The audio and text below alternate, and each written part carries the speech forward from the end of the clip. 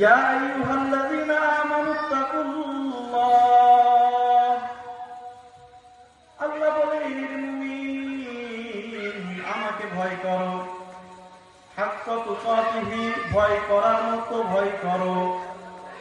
আল্লাহকে ভয় করতে বলেছেন এবং আল্লাহ পাক রব্বুল আলামিন ভয় করার মতো ভয় করতে কেন বলেছেন জানেন?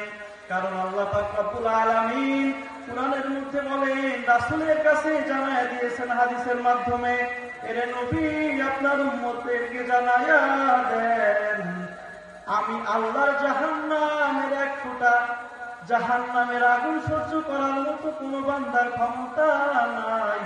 এর জন্য আল্লাহ পাক রব্বুল আলামিন বারবার সতর্ক করে আমার আল্লাহ পাক রব্বুল আলামিন কুরআনের মধ্যে বারবার বলেছেন, আকিমিস সালাহ ওয়া আকিমুস সালাহ, তোমরা নামাজ সমাজের মধ্যে কায়েম করো। কেন কেন কেন? আজকে যদি সমাজের মধ্যে নামাজ কায়েম হয়ে যায় তাহলে সমস্ত প্রকার অন্যায় অবিচার সবকিছুই বন্ধ হয়ে যাবে।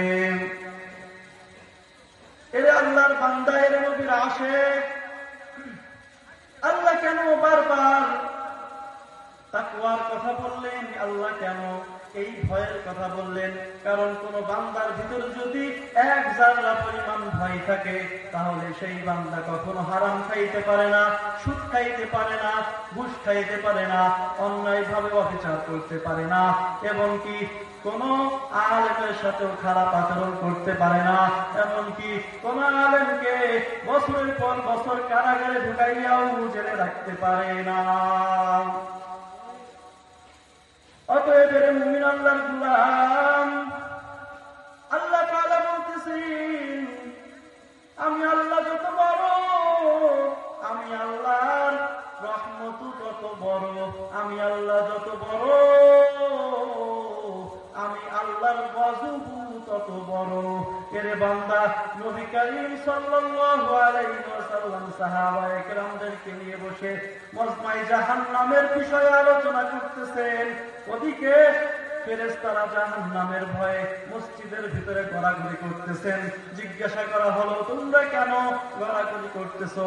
কারণ বলে জাহান্নামের যেই বর্ণনা রাসূল পাক সাল্লাল্লাহু আলাইহি ওয়াসাল্লাম দিতেছেন, এই জাহান্নামে যদি আমি 1 মিনিটের জন্য যাই তাহলে আমার অস্তিত্ব থাকবে না।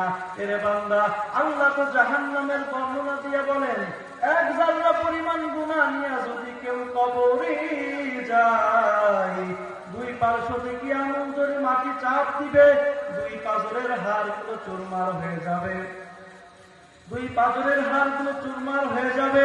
ওদিকে জাহান্নামের আওয়াজ, হাল মিন মাজিদ, গুনাহগার গুলোরে আমার পেটের মধ্যে দাও। আল্লাহ পাক রব্বুল আলামিন বলবেন, এরে জাহান্নাম অপেক্ষা কর, কারণ আমার বান্দাদের হিসাব নিকাশ এত বাকি আছে, আমি আস্তে আস্তে তোমার পেটের মধ্যে দিচ্ছি। জাহান্নাম অপেক্ষা করবে না, জাহান্নাম বলবে, ওরে আল্লাহ দুনিয়াতে যত নাফরমান আছে সব নাফরমান গুলোরে আমার পেটের মধ্যে ভরে দাও। এই কথা শুনিয়া আল্লাহ পাক রব্বুল আলামিন জাহান্নামকে অপেক্ষা করার কথা বলার সাথে সাথে আল্লাহ তাআলার কাছে জবাব রাখেন, আল্লাহ। জাহান্নাম ডাক দিয়া বলবেন, আল্লাহ